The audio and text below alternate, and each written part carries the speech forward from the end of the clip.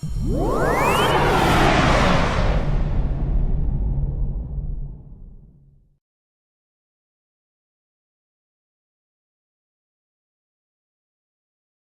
is naming his second exercise, and it's not that he does these exercises in this particular order. I'm suggesting that we do posterior deltoid prior to any shoulder girdle workout. But right now he said, hey, my next exercise, I'd love to do the shoulder press. I asked him seated or standing. He said both. We're going to watch his standing overhead press.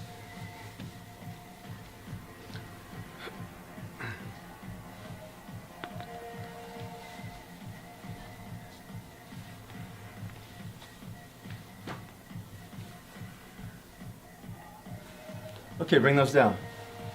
Hey, I have a question for you. Let's put those right there for a minute. All right, this is something that was not even planned today. What's going on with this shoulder?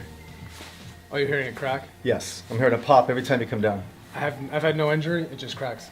It just cracks. It pops and makes that noise. Okay, so there's probably something in there, something called a tendon. It could be some kind of an impingement. You don't feel any pain with it? No pain, no restriction, no limitation of movement. Okay. It just makes that noise. Do you feel anything shifting? No. Nothing. No. Okay. My right one does it too. If I hug somebody in that motion, it cracks. This one cracks too. Not quite sure why, to be honest with you. So when you hug someone, okay. So when he's fully internally rotated and externally rotated, he has this disproportionate sound, this click, this pop. I'm not a physician, I'm not a licensed medical professional, but that sends a red flag to me. And I'm going to just tell a little story right now. I'm not a fan of overhead presses in that particular position. I'm going to get into this in a minute. The first thing I saw when he put the dumbbells overhead is he immediately went into a huge lower dotted curve.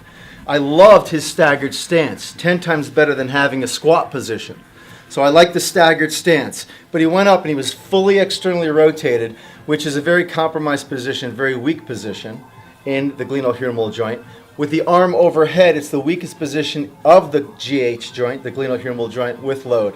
So my question right now, and it doesn't mean you cannot, please do not take this wrong. I'm a personal trainer. I don't do overhead presses with my clients in that fashion. Doesn't mean that Emilio can't go to the gym and do it all day long. He's in great shape. He could handle it. You were in the Marines, correct? Marines and Air Force. Marines and Air Force. He's been conditioned to do this. Okay, so there's a fine line. It's not the exercise, it's how they perform the exercise. But I gotta say, his form was pretty dead on. I mean, I'm standing right here. His form is pretty dead on. Probably the best I've seen going to any fitness centers and seeing it, because most people will just press it up and they're rocking all over the place. They don't have that core stability. So here's the question. What is the goal of doing an overhead press in your mind? Why are you doing an overhead press? What's the goal? You want to get what out of it? To get a pump on the top of my shoulder. Okay, to get a pump on the top of his shoulders. Okay, so let's clarify that. Let's define that. We're going to embark on this anterior delt. Right? Anterior delt. Okay, let me show you something. Quickly. What motion is this? It's like a front raise, right? Correct. Okay, it's shoulder flexion. Okay, let's watch real carefully. Shoulder flexion. For those of you watching, can you watch just from the shoulder joint to the elbow for me? Shoulder joint to the elbow. Just keep your focus right in here. So it's shoulder flexion, right? Sometimes we do that when we do a bicep curl, it's too heavy. You come up in that bicep curl and you shoulder flex. You see that a lot with the straight bars too? Yep. Shoulder flexion. Look, I went out on an angle over here called scaption. Is that still shoulder flexion? Yeah. Okay. Is it still shoulder flexion even if I rotate the ulnar radial joint and I rotate that joint? Is it still shoulder flexion? Sure, it's coming from up here. You get it. Okay. Shoulder flexion. Yeah, it looks like a side raise, doesn't it? It's getting there. Yeah, man, it's still shoulder flexion. Even if I put my thumb up, still shoulder flexion, right? Let me ask you something. Let's come back to our starting position. Is this shoulder flexion? Yes. Remember, we're focusing here. Yes.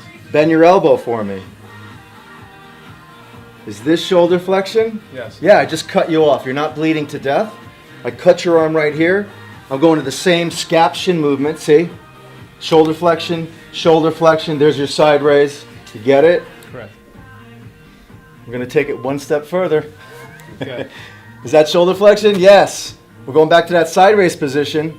Is this excessive Range of motion on the, yes. Is that shoulder flexion? It sure is. Yes. Okay.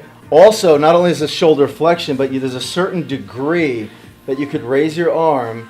If you try this out at home, if you're just standing there and raising your arm, there's a certain degree where the shoulder blade's going to go with it.